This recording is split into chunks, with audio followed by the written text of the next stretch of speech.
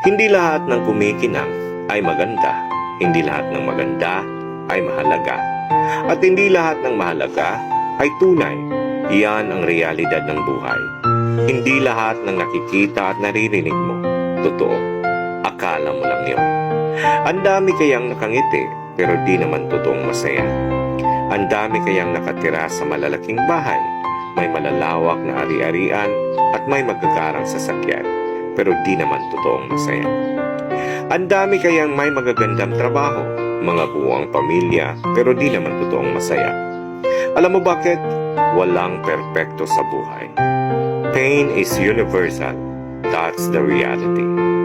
Lahat tayo, mayaman man o mahirap, may kanya-kanyang pagsubok na kinakaharap. Mga problemang pilit nating itinatago sa isang magandang ngiti para di malaman ng iba. Dahil ang totoo, ang buhay ay puno ng pagsubok. Pagandahan na lang sa pagdadala. Good morning!